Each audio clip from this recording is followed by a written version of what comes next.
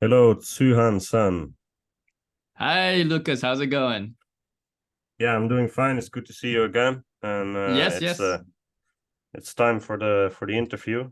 And Excited. yeah, I'm been looking forward to this. You're a really cool guy, so No, no, no. let's hear a cool and humble guy. Let's hear your story today. I think Okay, uh, okay. I think people will find it very interesting. Um, Hopefully will be. Yeah. yeah, but just for those who don't know you, can you give us a short introduction of who you are? Like I always ask at these Of interviews. course.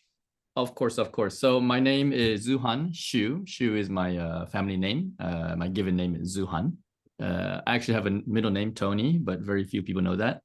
Okay. And the reason I have the name Tony is because I was born in Taiwan, but I grew up in Atlanta, Georgia, in the US.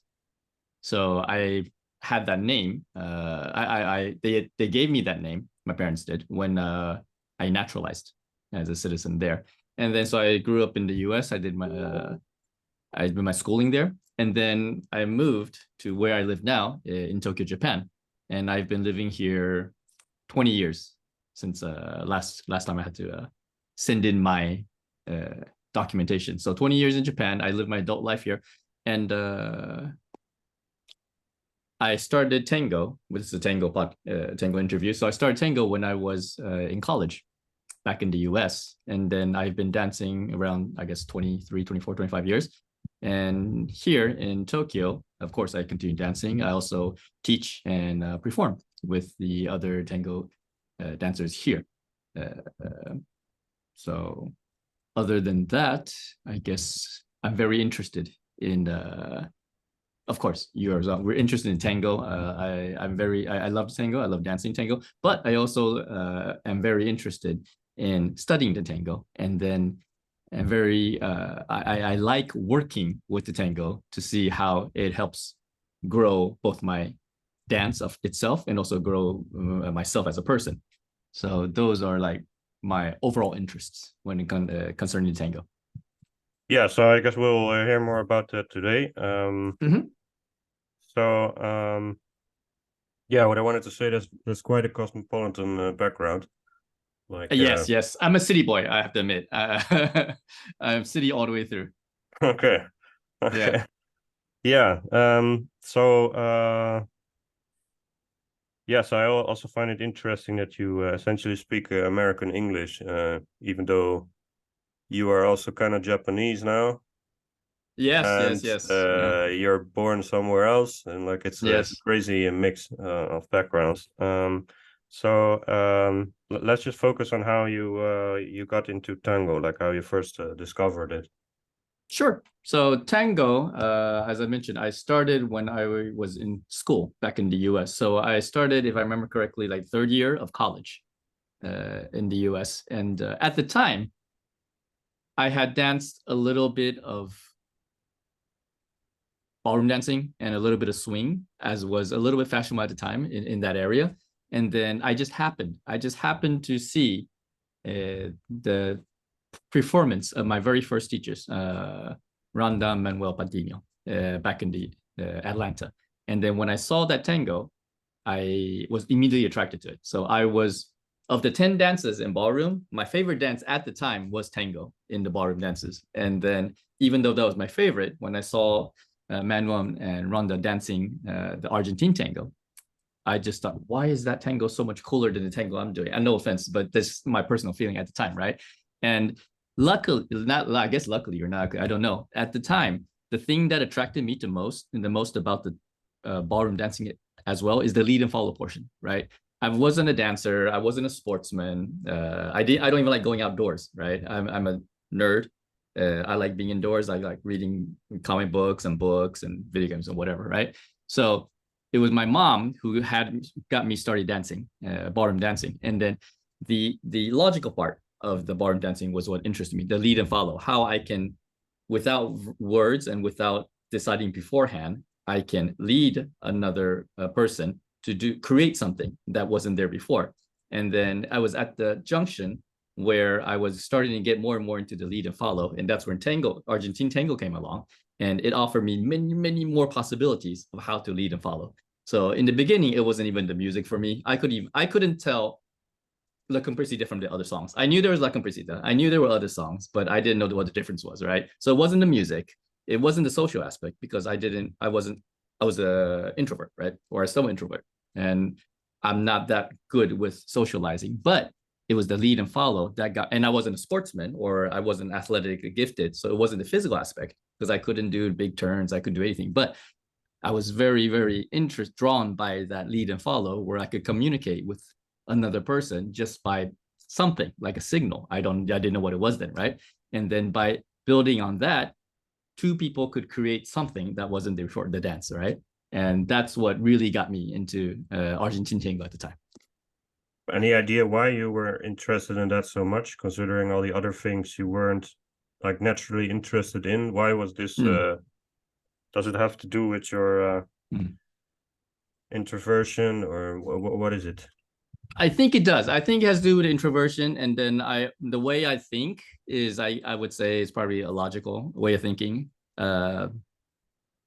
I liked how it provided a lot of control for the guy. Now it sounds bad to me, the words, right? Because I don't like, so when I teach, I don't like telling the guys you have a lot of control because I don't see it that way anymore. But at the time, if in ballroom tango at this certain junction, I could have 3 choices of steps to go to.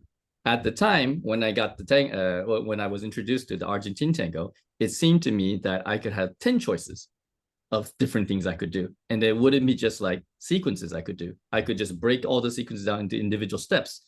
And it was very logical for me, right? So dancing was not something I was used to before.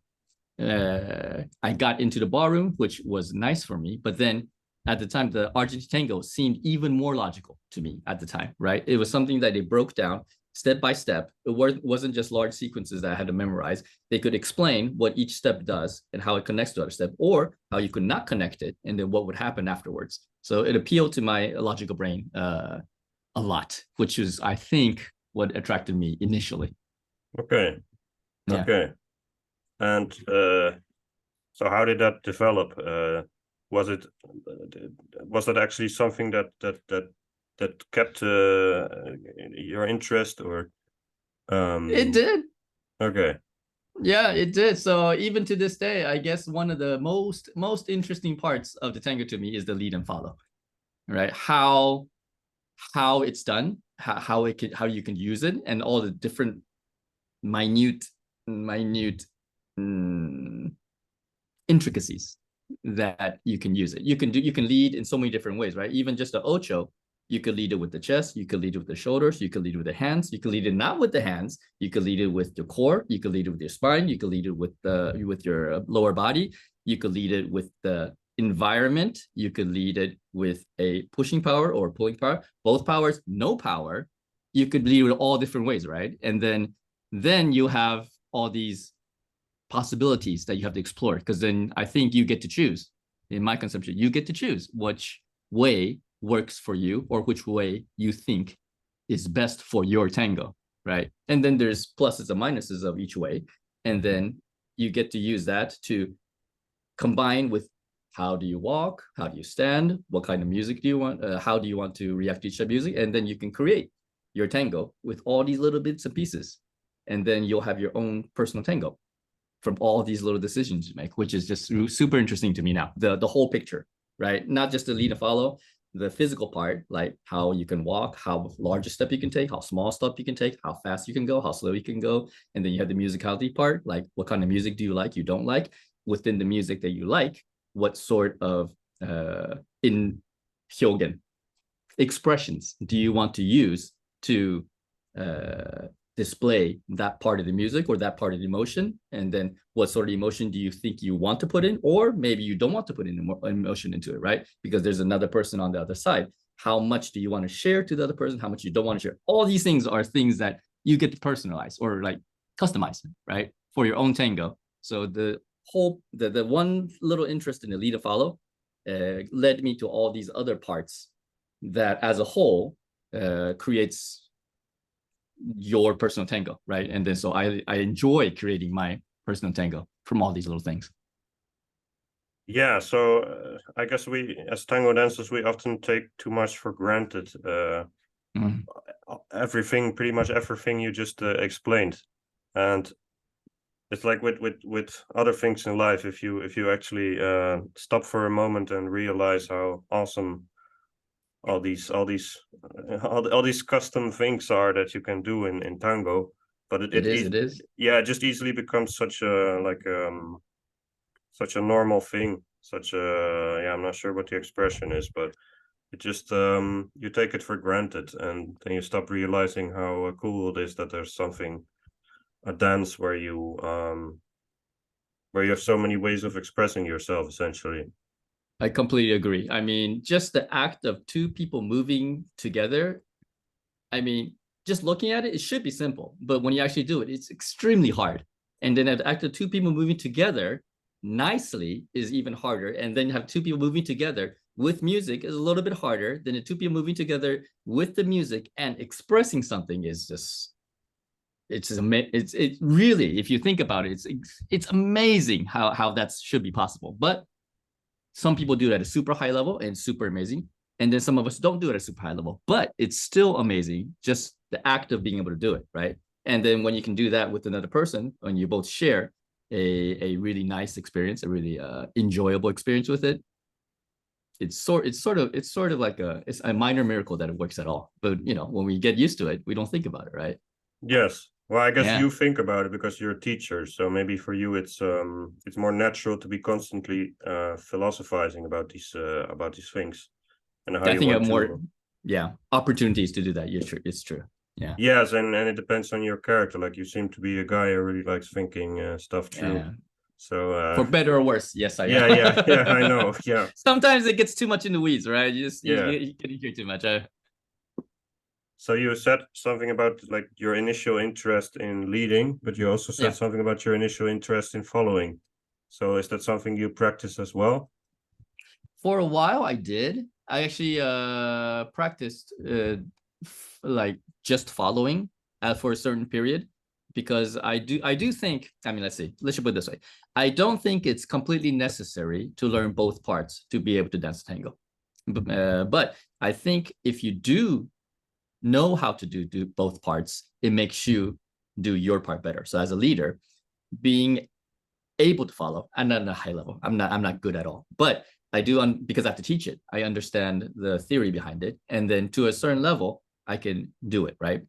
And understanding is one part, right? So as a guy, if you don't understand what the girl is actually doing, it's sort of a black box. You're putting input into the black box and something's coming out, and you can only modulate your lead and follow or modulate your structure or whatever based on the output. But if you understand what is going on inside the black box, then you have a little bit more information with which to predict of what sort of data output is coming out. And then you'll be able to modulate better. If you're able to do, at least to a certain level, the theory, basically, if you can actually do the little follow, you can do some of the follow by your physically. Theory and physical, it's not memory, physical understanding. I think there's a gap between these things, right? For me personally, it is because I'm not a naturally physically gifted guy. I can understand things more easily than I can actually do them. So I can understand more things than I think the things I can do. And I separate this because even if I understand it, I know that I don't really understand it unless I can do it. There's a body understanding that produces a deeper understanding than a mental understanding. So if I can do that thing, I have an overall deeper comprehension of the theory. And when I have the deeper comprehension of the theory, it allows me even more to modulate my lead, right? Because I don't just know what the girl should be doing or should not be doing. I've probably experienced, at least to a certain degree, what the lady feels, what is comfortable, what is not comfortable. Something could be possible, but it could be possible and comfortable or possible and uncomfortable. And as a leader, you want to provide generally the possible and comfortable option most of the time, right? If you want to get the lady to enjoy the dance with you. So I agree completely that dancing, being able to do both sides is very, very useful. I don't mean I can't follow at the same level as I lead, not at all. But being able to do it has increased my understanding of the woman's part, which makes me a better leader, I think. Yes, yes. But was it also something you were originally interested in, like when you were a student, or were you just focused on the leading? Let me think. Originally, what was I thinking about? Because you said something like, back then I like being in control, and now it's not. It's not. Oh, Yeah. I see. Yeah. I get you. Okay. Yeah. So, yeah, in the very beginning of my tango journey, I was completely into the. I only had the follow leader's mindset, right? So, I was only looking at it from the leader's point of view, and then of course was really interesting the thing itself, the lead and follow. So I was a control freak. I'm still a control freak, but I think I have a better overall understanding now. So in the beginning, I was just lead, right? And then through that phase in the middle where I also studied following and learned how to follow. Now my conception of lead and follow it's the very usual. What's the phrase? There's a phrase that people use a lot. It's lead, follow. So the leader leads, the follower follow, then the leader follows the follower, right? This is something that's very common, right? So basically, I completely agree with that, right? In the end, you lead first, and then you lead, and then you follow after. Then you lead and follow, and then you follow again. If you can do that simultaneously, right? Then I think that's the state that I think is the best at my current understanding, is the best lead and follow situation. And if you do that enough, and if you get lucky, it's sort of like you can get into a flow where the lead and the follow start merging together. So you feels like that you are connecting with the other person at some other level that's not just this mechanical lead and follow communication. It feels like you're merging with the other person, where you're starting their thought, you're finishing her thoughts, she's starting your thoughts, and then your thought, it becomes the lead. I'm sure there's something physical going on, right? It's not just I'm thinking and she understands. There's something physical going on, but it's you're doing the lead and the follow into such a komakai, fine degree. Yeah, detailed. Where, right, detailed, exactly. That you can, both of you can no longer recognize the fineness. So it feels like you're as one. I think that's what everybody's looking for, that magical tango state. That I agree. Let's say so. I think the leader should be good enough at following that they can follow the follower, and then adjust the next lead whenever it's required. Yeah. That's my current thinking, right? Yeah, that's very interesting. Yeah, it's like for you, it's like full circle, because you started with this being so interested in this leading and following thing in particular. Like that's what attracted you the most. Yes, but I feel like it's still very much present as I completely agree.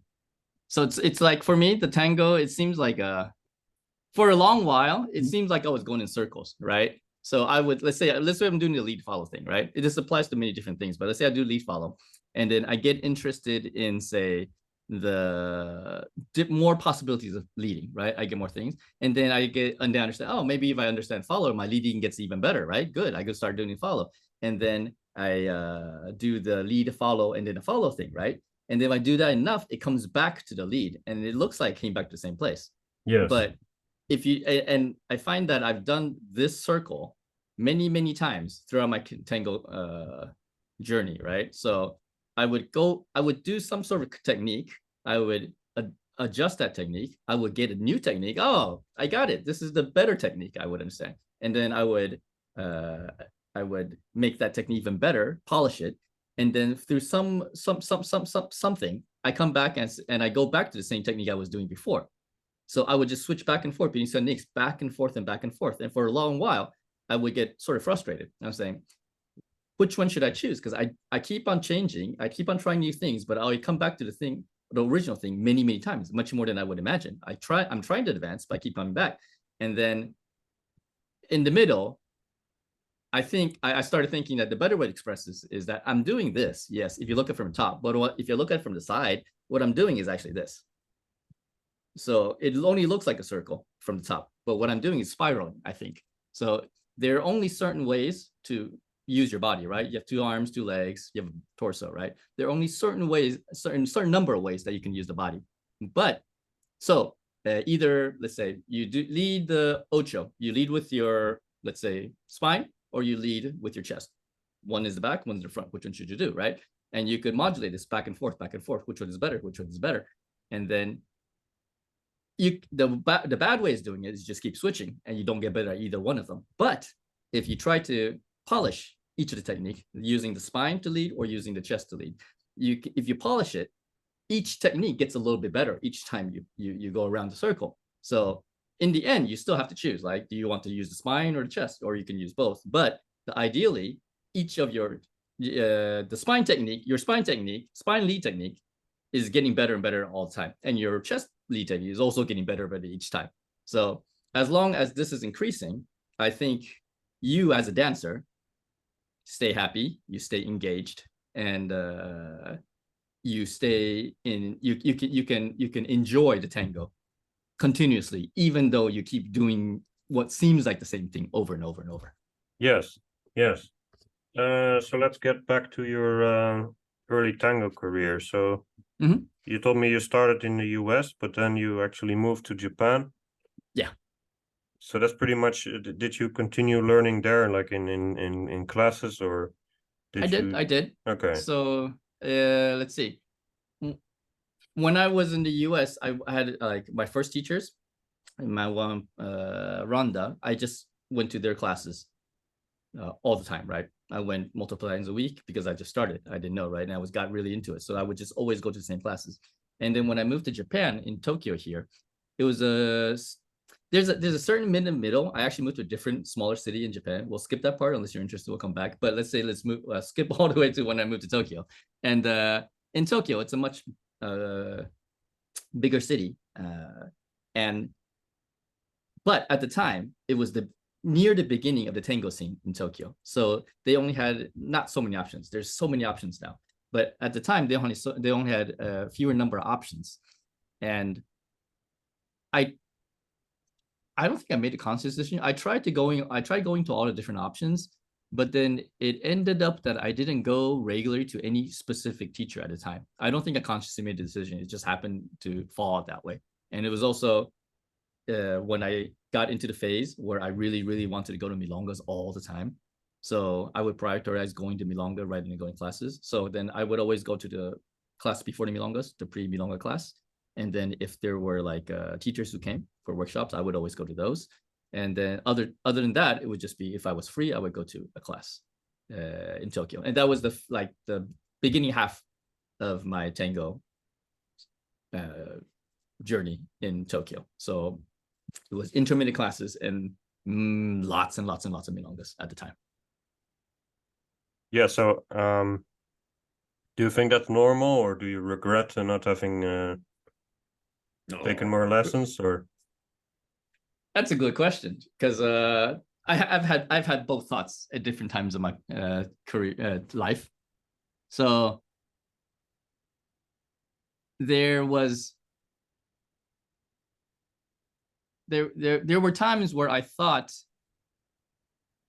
if I took more lessons, maybe it would have been better. But the end result is, my thinking now is that even if I thought that way at the time, I probably wouldn't have been able to follow through, right? There was just something that wouldn't allow me to do it because my mind wasn't there at the time. So I think think it's a natural progression. So like when I started tango in the US, I think it was like 2-3 years, I guess, something like that. And I think in the beginning period, because you know nothing, it's very natural for you to go to classes more, right? And then you want to get the information, you want to know how to start dancing in the milonga. And then when you get to a certain level where you're able to dance at the milonga, I think it's very natural for you to start to go to milongas more, or maybe just exclusively to the milongas at that period of time. So my estimate is like from 3 years on, maybe to about 6 years. I think that's like prime milonga time. Yeah, I think you'll, if you had a good enough level where you're able to get dances whenever you go to milonga, I think 3 to 5 years, because you know just enough to be able to dance, but you don't know enough to have, I don't know, to reflect too much on your own dancing. So everything is fun, at least for me, right? It was all new experiences. All new experiences were fun, and it was just like a drug. You would just go and go and go and go. For me, it was around the 5 and 6 year period where I got enough experience, where the self-reflection started kicking in, and then I started realizing, or I started thinking that I wasn't okay. I wasn't good as I thought I was, right? So I would used to dance, and then it would feel good because I thought I was good, and then the reflection, the reaction I get from other people, oh, you know, they enjoy dancing with me. Yeah, I must be good. But then the more years that pass on, that you don't actually improve, the number of reactions you get start to shift in relation. So around the 5 or 6 years when I started having fuman in English, not satisfaction. What is a good word for not satisfaction? Non-satisfaction? Dissatisfaction, yeah. Yes, okay, like that. Starting around the 5th or 6th year, right? And then because I forgot to say this, but I didn't say this, but I didn't practice at all from like my 2nd year on all the way through all this time. I didn't practice at all. So obviously not practicing isn't conducive to getting better. Dancing a lot makes you a little bit better, but it seems like it has a plateau. It has a huge, it's a very soon plateau, right? It is a very, very, very low ceiling, super low ceiling. But I didn't know it at the time, right? Yeah. I because the practicing was so difficult for me in the beginning. Like I started tango. I loved it. I was saying, okay, I'm going to practice. I used to play trombone and stuff in high school, and I hated practicing. It was so boring. It was so tedious, right? But then I loved the tango. I said, okay, this is going to be different. This time is different. I'm going to practice. Maybe I practiced for like 6 months. I don't know, but it was so difficult that I decided, no, I can't do it. And then I told myself, without any proof whatsoever, I told myself, tango is different. Tango, if you have the heart, you will have a good dance. You don't need to practice. Yeah. So it's so easy how we can cheat ourselves, right? Right. Yeah, exactly. And I tried to believe that as much as I can between my 2nd year and like the 5th and 6th year. And I could believe that through my third and 4th years, right? Wholeheartedly. But around the 5th, 6th years, you couldn't ignore the cracks anymore. And then I wanted to believe, if I danced a lot and if I believed in myself, or I really loved the tango, that my dance would be good. But it was obviously it wasn't, right? So then there was how did that become obvious? Because you said you were noticing diminishing returns from your partners or something. But how did you? Yeah, how did you notice you weren't as good? The easiest way, right? The easiest way to describe this, it's not just one incident, it's many incidents, but like as an example, let's say I go to milonga my 3rd and 4th year, say, and I go dance, and then let's say the lady I'm dancing with enjoyed the dance, and then we talk between the songs, right? And then she'll have an expression of like enjoyment. Great, yay, I'm thinking. And then she'll go, oh, that's great. How long have you been dancing? And then I'll say, at the time, say it's 3 years, let's say. And then her reply will be, wow, that's amazing. You're so good, right? With the implication for 3 years, right? But she won't say it, right? Obviously. But I didn't know that at the time. And then when it gets to about the 5th or 6th years, if I have the same dance with the same lady, it's not the same lady, but comparatively, I would have the same sort of dance. She would have the same sort of reaction. Oh, that was enjoyable. How long have you been dancing? I would say 6 years. And then her reaction at that point would be, oh. And then you could see that she was imagining a lower number in her mind. Right? Okay, right? Yeah, funny. Yeah. Right? And then I didn't think about it at the time, right? And it's only after a number of experiences like that where I get a lower, like a less than enthusiastic reaction, let's say. Then I started thinking, oh wait, is that just like me not improving?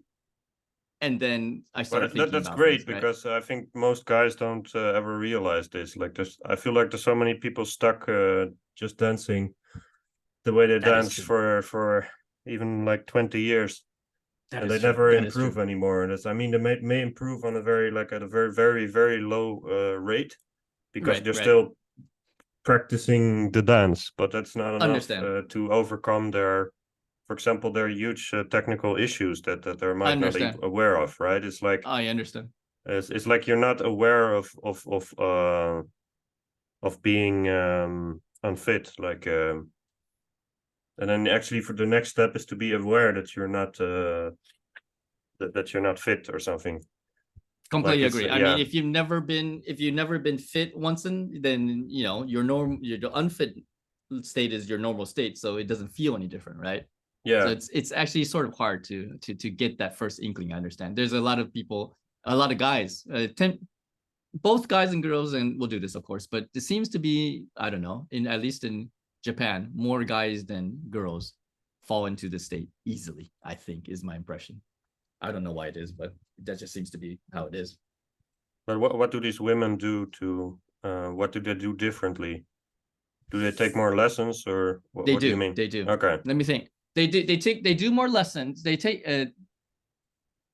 average wise, I think more ladies take lessons than men in general, Okay. right? And there could be other reasons, right? Because like less than before, but in Tokyo, there, or yeah, at least in Japan, at least in Tokyo, there is a very strong salaryman. So the corporate culture, right? So it's less than before, but it's more expected that the guy works overtime as a regular thing, right? And but for a lot of the ladies, if they're not in a really a corporate job, if they're doing like part-time work, or if they're just doing secretarial work, which a lot of them elect to do because they don't want to don't have a corporate career. Good for them. Exactly, good for them. I think it's a great decision, right? So because of that decision, they're able to get off of work at the time they're supposed to get off, while the salaryman people, the salaried workers, it's expected of them not to get off work at the expected time. They're supposed to work after time, right? So, I mean, just by this itself, it's very understandable if a lot of guys can take less lessons than ladies just because they're not there, right? They have to be at work. So that could be a possibility. But besides that, it does seem to me, it's an impression, of course, it does seem to me that the guys are less open to self-introspection. They don't, me included, right? I hate being told I'm wrong, right? It hurts, right? But you know, it is what it is, right? So I think if my experience is indicative of guys, then a lot of guys might be similar to me, where because it's painful to be told that you're wrong, you try to avoid it, and the more you try to avoid it, the less you feel like you want to improve and to pave over that thing in your mind. If you can create the illusion that I'm good enough not to improve, then there's no problem, right? You're okay within your mind. And the ladies, I don't know, they seem less adverse to instruction. They seem to be able to take in input or correction more naturally, for whatever reason. I don't know what it is. Yeah, I wonder if that's also true for different cultures. I don't know. Do you feel that? Do you feel that in Europe? Yeah, I'm not sure if I'm qualified to say anything about that, but I do believe that there are more women here taking private lessons. For example, there's Yeah. a milonguero, just one male milonguero teacher in this country, and there's several women, female ones. Right. But he, like, when I took lessons with him at some point, he said I always hear from women that they wonder why the men don't take any private lessons, because I mean it's sad. But I'm actually a huge proponent of private lessons. But even the group lessons, you can still learn so much. Definitely. And it's sad that most people are just what's the word? Like they just get so complacent with where they are. And Yeah. And actually, I run into the same problem with women. Like there's some women that I like dancing with. Like I feel like I have some form of connection, but then, for example, they do something really weird with their arm that hurts my neck, and then it's like it's such a waste. And you cannot tell them because it's socially unacceptable to say, "Hey, nice dance," but and even the most subtle, I mean, that's exaggerated, but even in the most subtle of ways, you still cannot really express that. And that's human nature, I guess. Like people easily get offended when they get criticized, and maybe the men even more. But I'm just not that much in contact with men because I don't really dance with men. But you are a teacher, so you get the feedback from men as well because you teach them. Yes.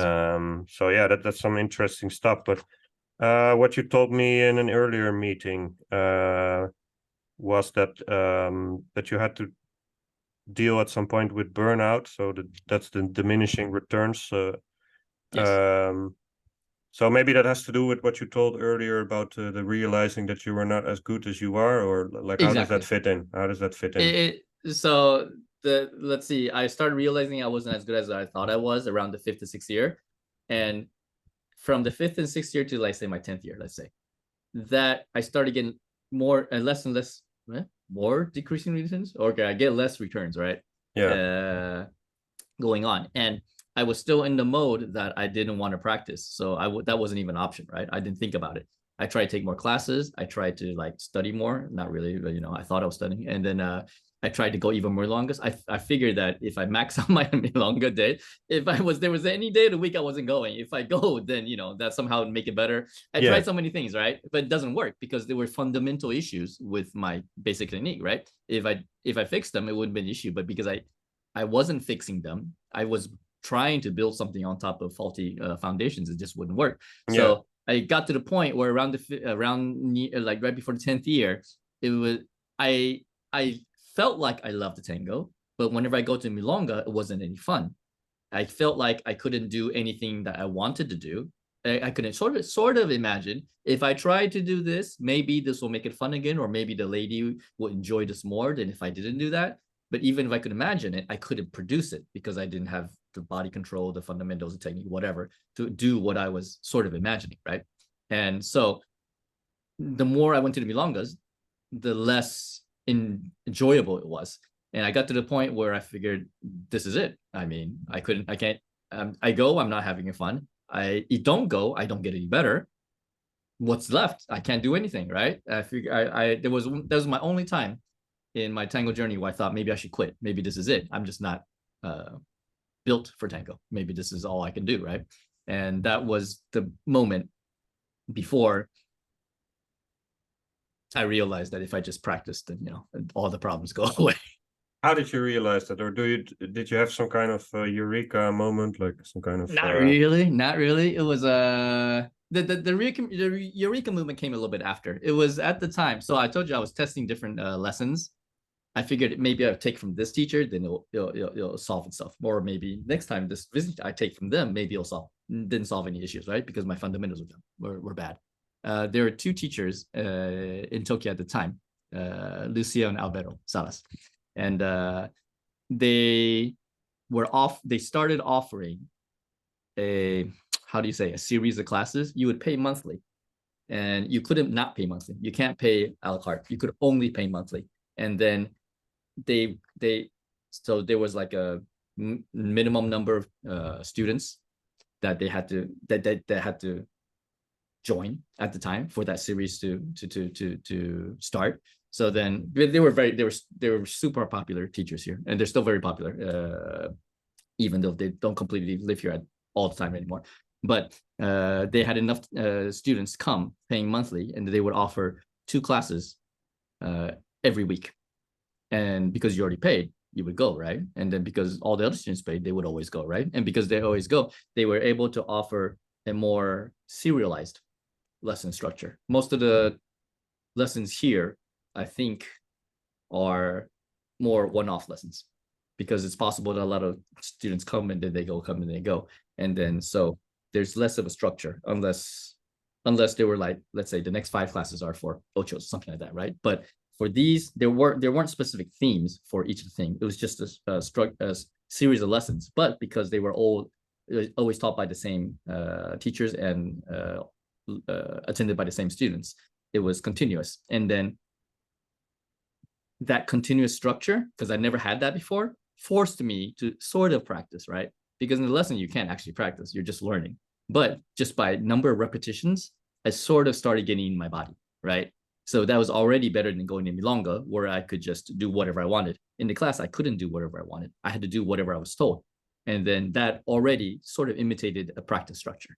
So that started getting me better. And then in the class, it was a lady. Now that I think about it, it was a lady. We had some friends. We made friends with each other, right? Because we're all students.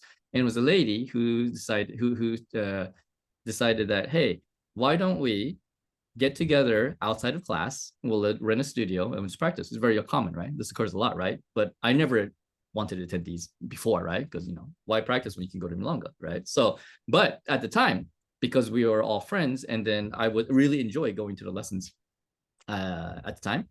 And they also gave like individual, not just exercises for couples, individual exercises where you had to like do the ocho, you had to do a spin, right? I never do that. I would have never done that before, right? And then that would start the class. It's very natural, very common, right? You start a class with individual exercise and then you go to pair exercise. But I never did it before. And when the lady invited me to go attend these outside class practices, I figured, what the heck? I go, and then it was after doing that a couple of times that I could feel. I mean, it was very obvious that if I did the practice after, if I did the practice at the practice time, for like afterwards, the week after, I could feel an immediate improvement in my dance, right? And for people who know who know practices, this is like obvious, right? This is the point of practice, right? You do the practice and then you'll get better afterwards. It's not you do the practice, you get better then. That was my conception. I do the practice, I get better. I do the practice, I get better. And when I do the practice, I never got better. So I figured, no, practice isn't working. But it was only for whatever reason at the time. I did the practice because I had to, or I wanted to. I attended. I didn't think about it. It was afterwards, next week, I got better. It was only after a couple of times I repeated this. Then, stupid me, I realized, oh, wait a minute. It was because I did the practice previously that now I can do this movement in the Milonga now. And then once I made that eureka, not much eureka, right? Realization, then now I love practicing, right? I love practice during just like walking in my living room, back and forth. I could just do that for hours, right? So that was a switch where I could find enjoyment in the practicing, and the enjoyment came from me realizing that the practice directly linked to my increase in skill level. Yes, and is that also how you ended up being a teacher? Sorta, not really. Okay. Let me think. The reason I became I wasn't interested in becoming a teacher originally. I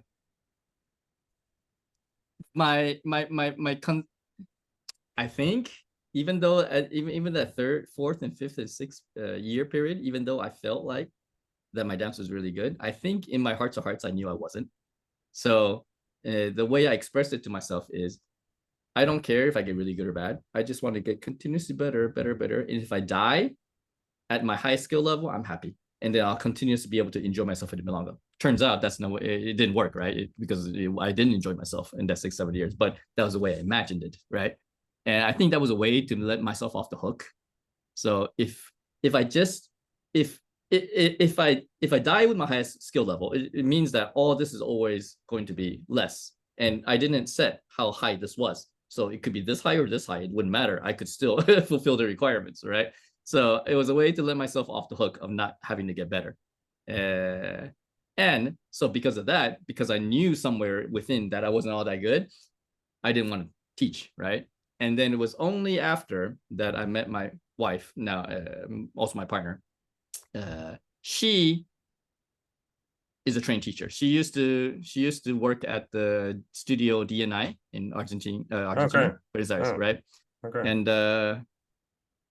the story is longer there. Maybe you can hear from her later. But she was working there, but she came back to Japan, and then it was after coming back to Japan that we started dating. And then at the time, after we started dating, she didn't say it, but I knew somehow that if I dated this person, then I would have to do tango as a job. She didn't say it, but for some reason I knew, and that's exactly what she thinks. There's different types of thinking of how a partner and a tango partner should be done. Some people like having the private partner with the tango partner. Some people prefer the tango partner separate from the private partner, and there's different ways to do it, right? And she's of the thinking that she likes the tango partner and the private partner to be one and the same, because she really, really wants to build the tango of these two people from a very, very fundamental level. So that's her way of thinking. I never thought about it. I never thought about teaching, but because I wanted to date her, so I decided that, you know, why not? I'll give it a try. So it was after we got together that I started teaching with her, and surprise, surprise, I found out I actually enjoy teaching a lot. I didn't think I would. I thought I would just, you know, do what I could, and then she would do the majority of teaching. But it turns out I really enjoy teaching. It improves me because it forces me to learn what I haven't actually conceptualized. And just by the act of teaching others, and if you can get them just a little bit better, it's so hard. It's so hard, but if you can get them even a little bit better, I mean, it feels great, right? So overall, fantastic plus to my life that I would never picked if I didn't do tango and if I didn't meet Kyoko, my wife. Yeah. So you went professional into this, like you're doing this as a profession? Yeah. But because tango is I don't know if you heard of this, but tango already is super hard as a profession, I think, anywhere in the world. But in Tokyo, we have so many teachers. Oh, right. Okay. I mean, local teachers, there's already a lot. There's many. But even not local teachers, not counting Argentine teachers who come, the number of Argentine teachers who live in Tokyo, I forget the number, somebody counted, it surprised me. It's not over 100, but it's closer to 100 it is to 50. Okay, that's crazy. Right? It's something around the middle, right? Right? So that's really hard to imagine here. Like, it's absolutely impossible to imagine here, even though I think really? There's quite a lot of tango in this country, but still, like, it's absolutely like Tokyo's on an absolutely different I mean, like league. It's not.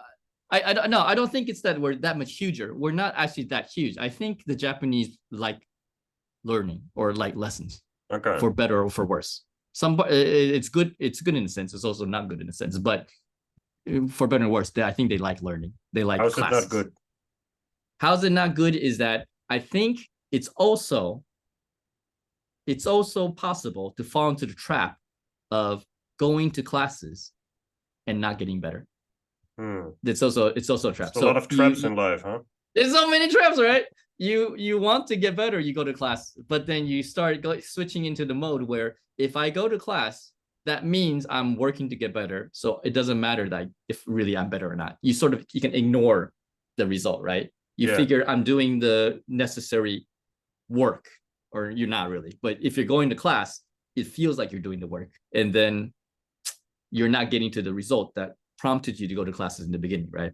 So yeah. And then the other thing is that if the class becomes too engaging, some people here, they prefer going to class than going to milongas. I think that to get a really, really robust tango, I think unless you should get instruction. I mean, you could try to do it on your own, but unless you're like you're tensai. What's tensai?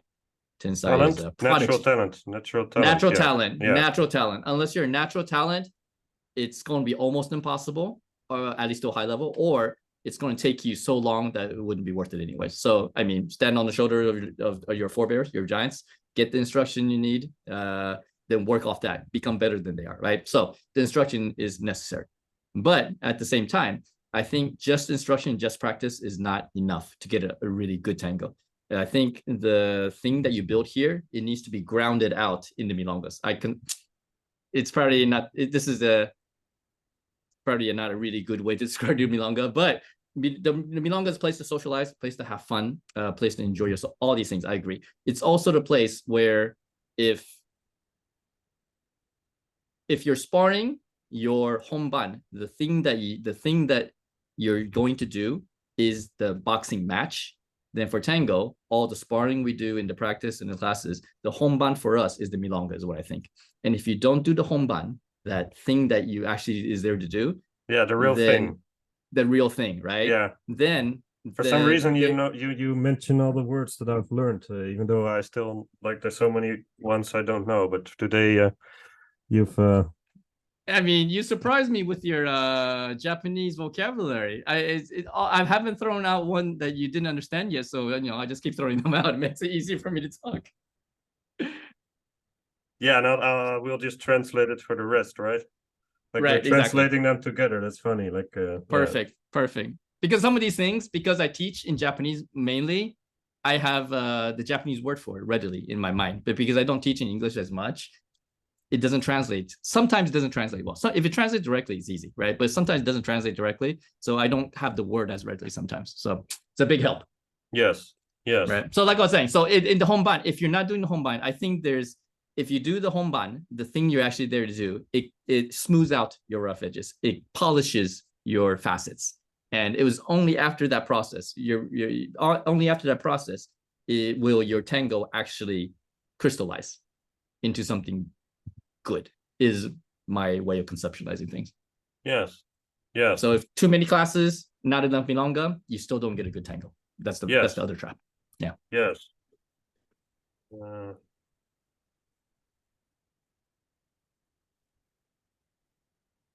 Sorry for the silence. I just need to write down something.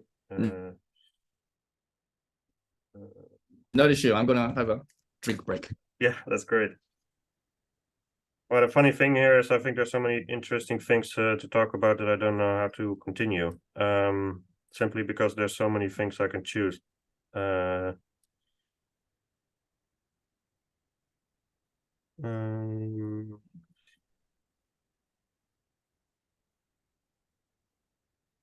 Yeah, okay. I guess let's just talk about something that has to do with like the Asian cultural background.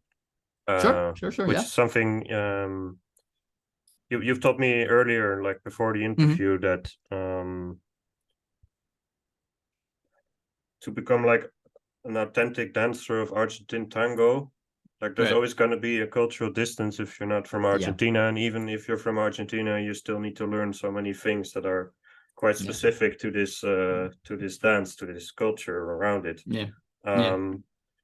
But like Japan is probably one of the countries with the biggest cultural distance from a place like Argentina you can imagine.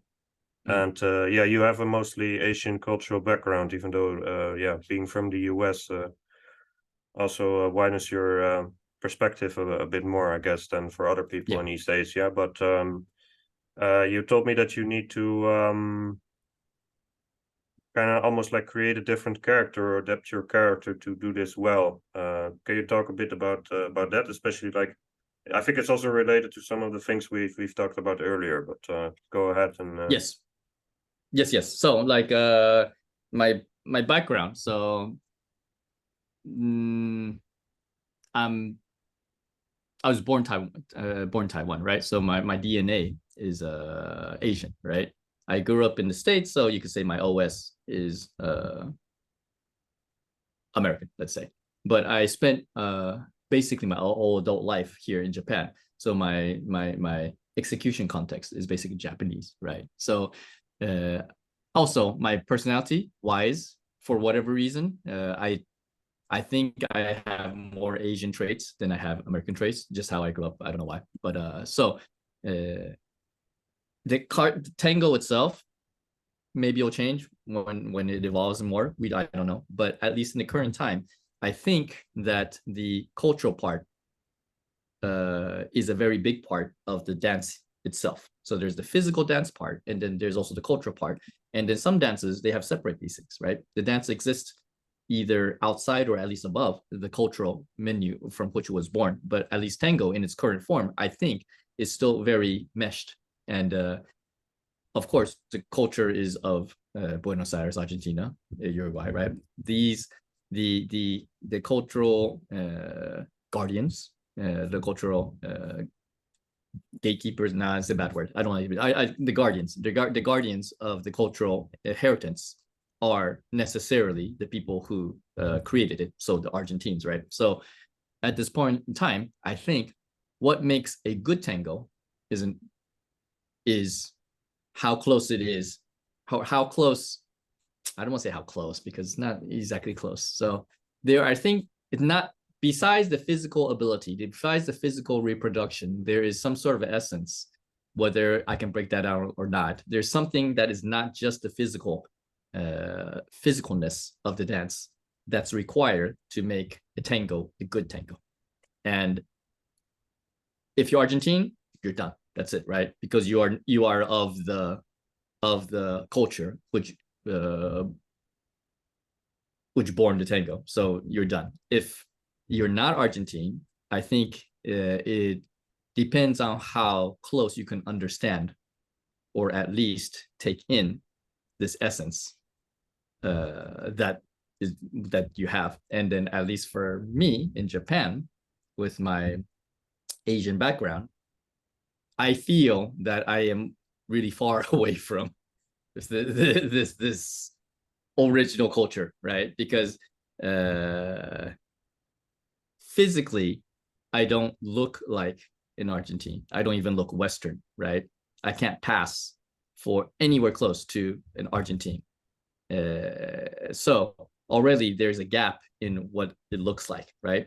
And then physically, even if I have blonde hair, physically I'm different than, say, a Western male, right? I have a smaller skeleton. I have not as wide a width, let's say. I don't have as much muscular power production, right? All these little bitty things. Maybe even the angle of my hip, let's say. I haven't measured, like, you know, a guy specifically, but just by looking, I think there are differences in like the angles of the bones, or the tendencies of the skeletal structure, or the muscle attachments, whatever, right? There's something, it feels off whenever I produce a pose or a step or movement than, say, let's say Argentine or even a Western guy. Sometimes you can see that you are doing the same thing, but it doesn't feel the same, right? And I think, at least I think, that I had to work a lot to try to reproduce even just this physical part, to get it to look somewhat close to what they're doing, right? And then, so that's the physical part. And then there's also the mental part of it, right?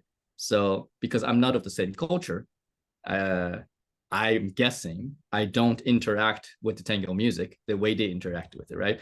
I love tango music. It makes me, it makes me emotional, right?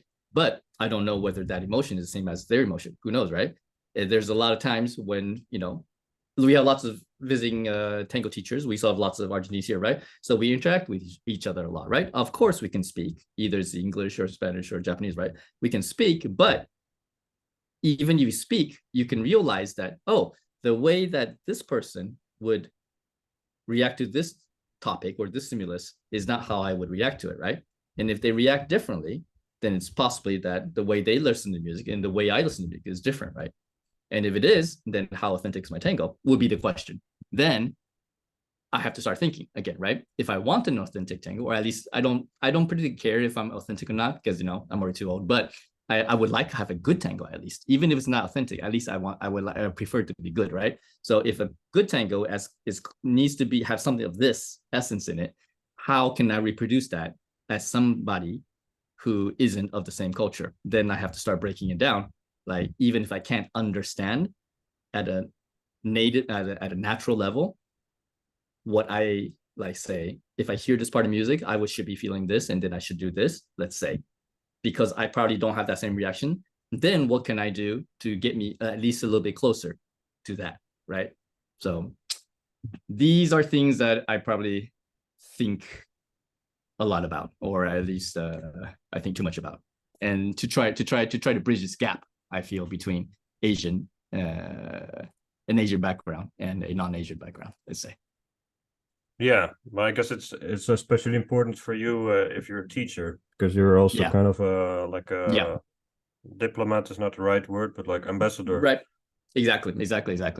So there's some amount of responsibility I feel that there is, that if you want to introduce the tango to other people, that of course you can put yourself into it because they're coming to you as a teacher.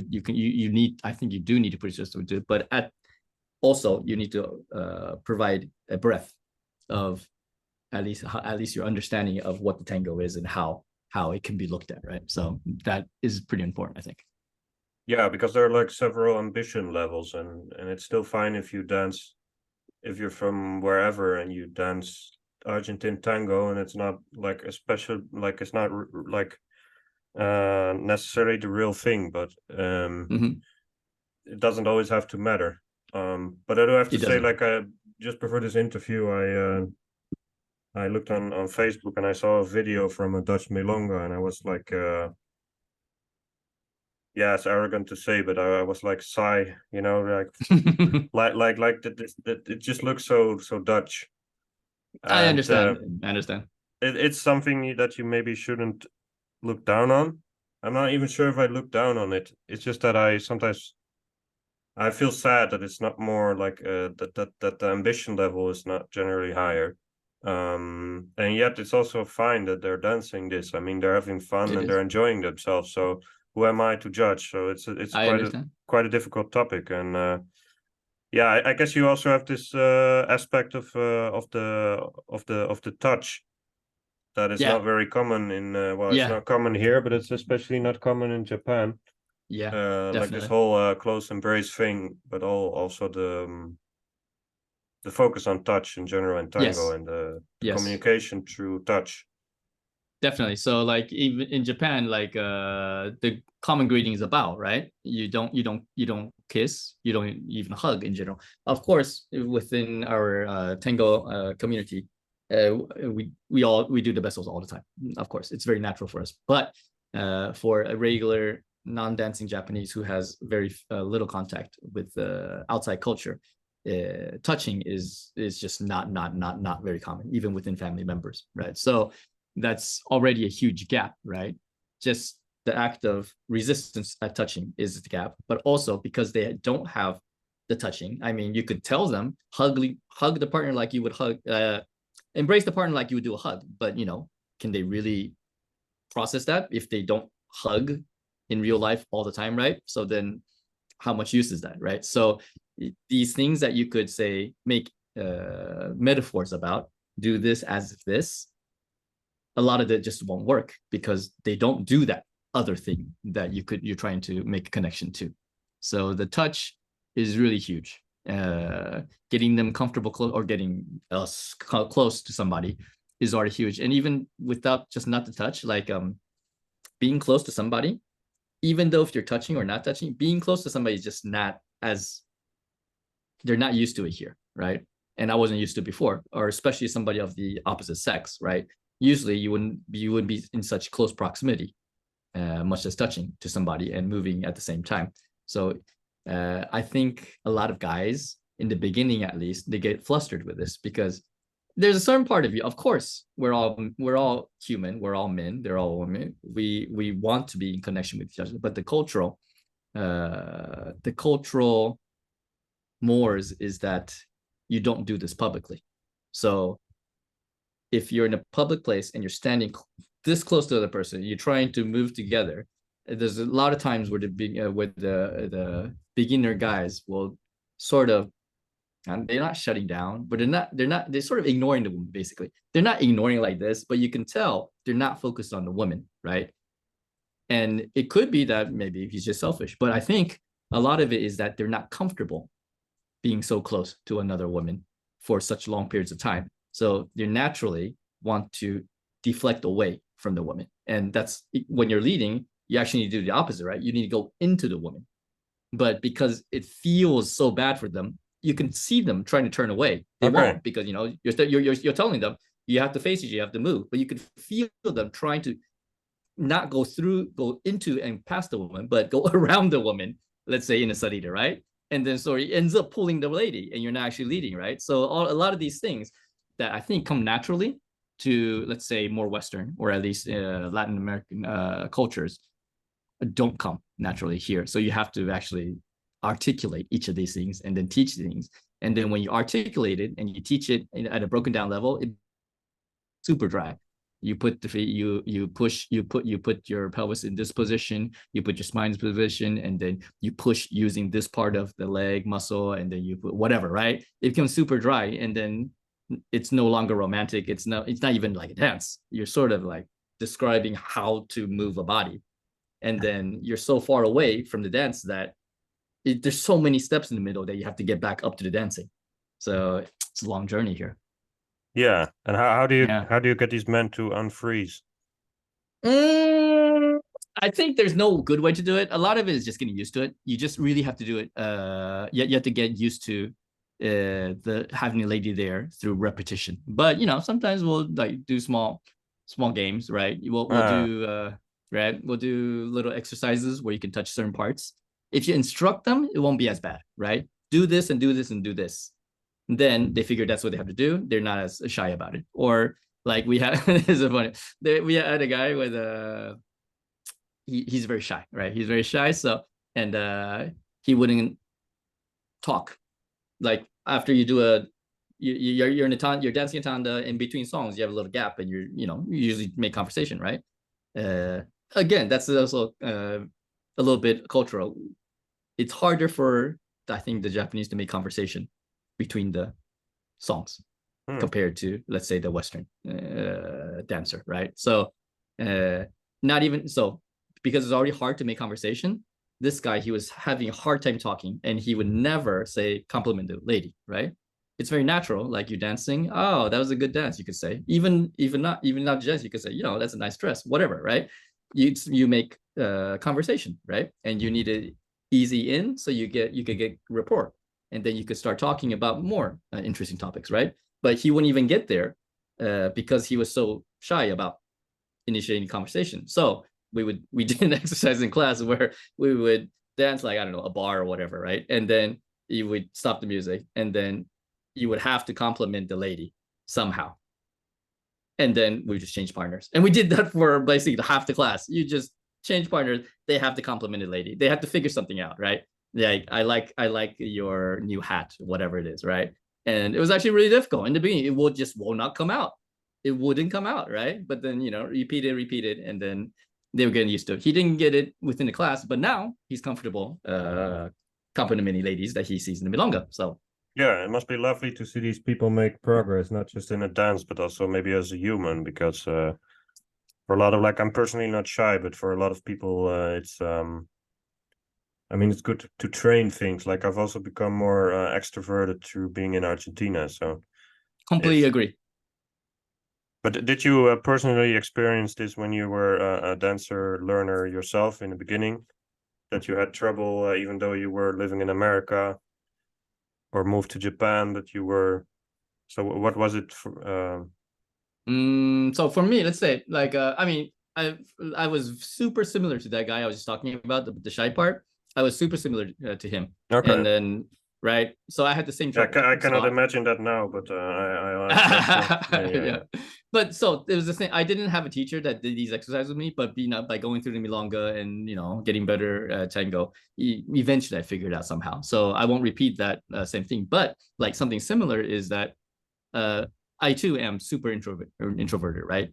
And then, like I said, I was nerd, so I'm very bad at socializing, no good at sports, all these things combined to make me, even though I love the tango, sometimes it will be uncomfortable to depending on the milonga or who was there, right? And this to be able to be confident in the milonga and to be able to talk to other people naturally, I think requires a certain amount of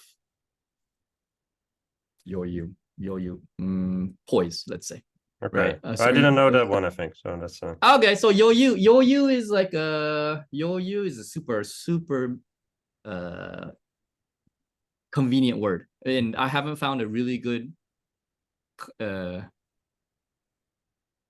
translation for it in English yet. So Yoyu is like excess ability or buffer in that sense. So if you need 3 hours to get somewhere, if you say calculate 4 hours, then you have 1 hour Yoyu, right? You have that 1 hour of extra buffer, whatever it is, right? So the Yoyu in a lot of contexts in Japan means like ability. So if I don't know, let's say I need actually right?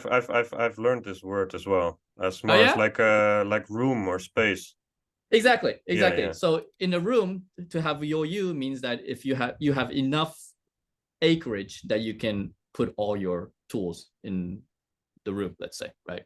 If for in power, let's say if you're super strong, you have enough Yoyu to lift that cabinet, let's say, whatever it is, right? So in a human sense, if you have a lot of Yoyu, that means you're comfortable interacting with all different sorts of people on your level, at least. Okay. And then if you don't have Yoyu, because you're not comfortable or you don't have confidence or whatever it is, you either can't interact with other people because you feel so afraid, or even if you do, you automatically put yourself under them because of your lack of Yoyu, let's say.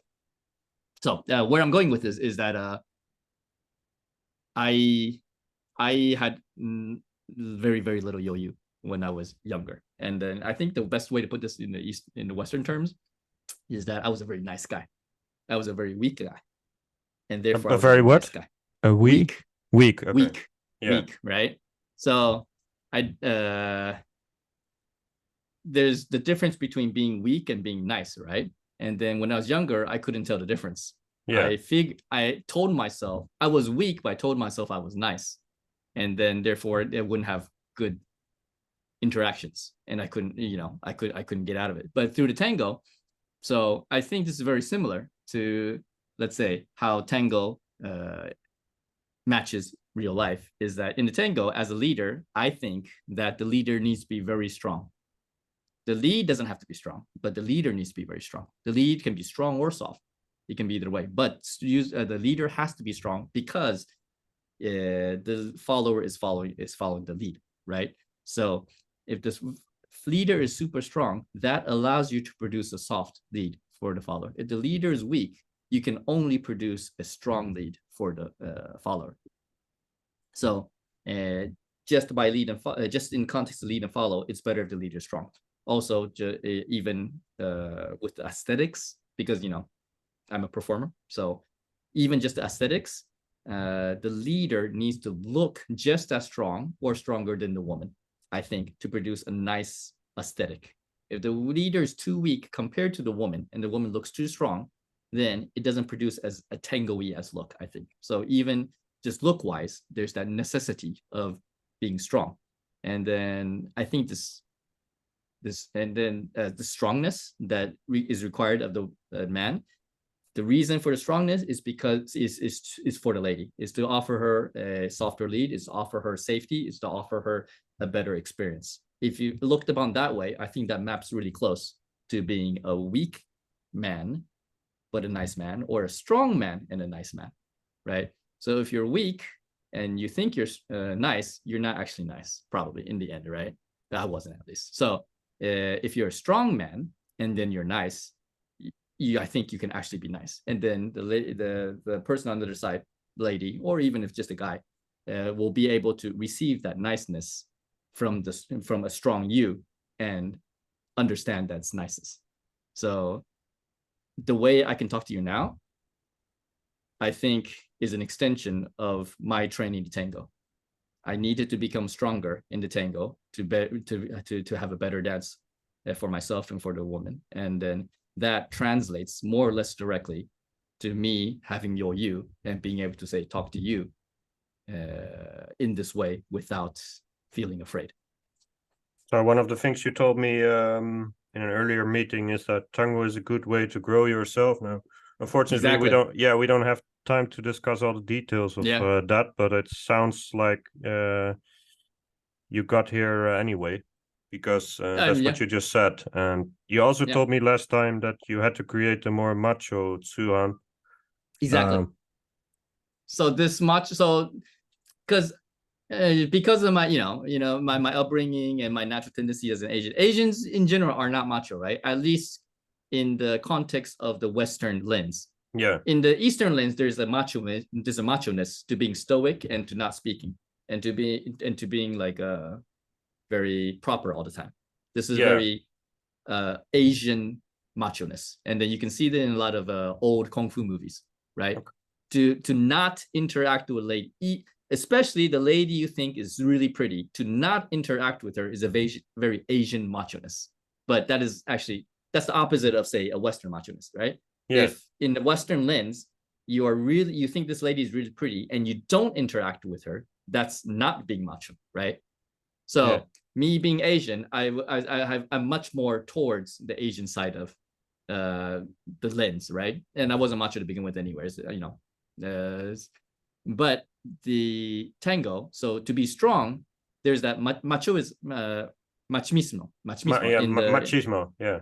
Right? In the tango, right? And that's basically the macho, the thing that you want, right? So again, that's also part of the how, as an Asian, I need to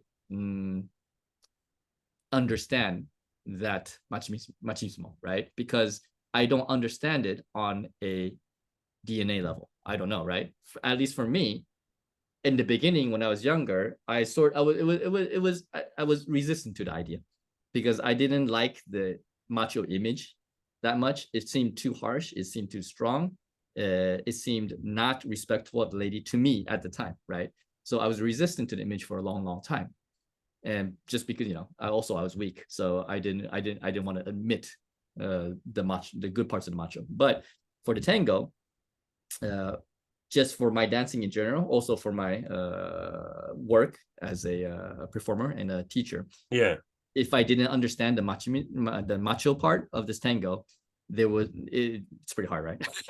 It's very hard to actually do this without actually understanding, and then hopefully embodying at least parts of it, right? So a lot of work went into, at least through my lens, understanding how I can at least adapt this machoism to myself. And in the end, I think I am more macho than I was before, let's say, right? I feel I definitely am stronger, I think.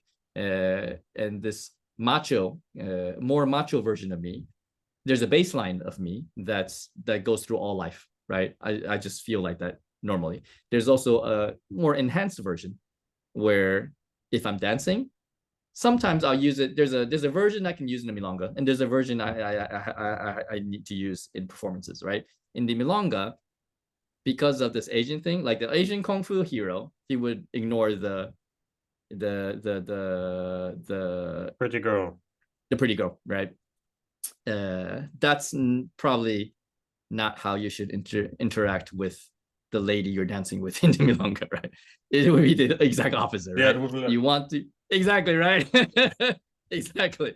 You actually want to get into her, and then through, let's say, 4 songs, you want to progressively try to get closer into her with each successive song, hopefully, right? If everything works out nicely, which is direction-wise is the opposite of my natural tendencies, right? So there's that one version of macho where my natural reaction is to go away from the lady. In the milonga, if I use the macho Tzu-Han there, I would try to get closer to the lady, hope with nice interactions. Hopefully, step by step we get better. We enjoy time together to get closer to. That's one version. The other version is that I need to display that macho-ness when I'm performing. So it needs to look macho, whether or not it's really macho inside or not. It needs to look macho for that aesthetic reason I was talking about before. So, how to create the body, how to hold the structure where it looks like that you're a really macho partner to the lady. That also required required some understanding. Yeah, it requires a lot of understanding, but also required a lot of physical work how to extend the muscles or how to create a structure that is not originally my own, something like that, right? Yes. Well, I think we discussed a lot of very original topics today. Nice. Hopefully it's some new stuff. Yes, so I'm always happy with that because well, I've obviously done quite a lot of interviews so far, and I'm You've always done happy like more than 40?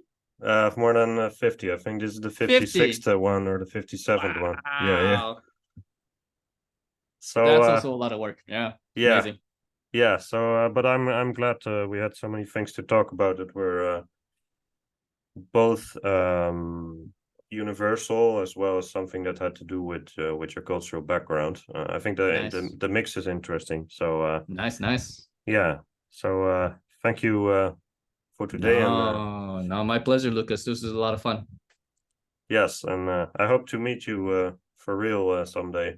That would be amazing, right? Whether in Europe or if you ever visit Japan, of course, definitely let me know. But hopefully we can see each other somewhere. Okay. Well, Yeah. bye for now. Yep. Thank you so much, Lucas. We'll see you.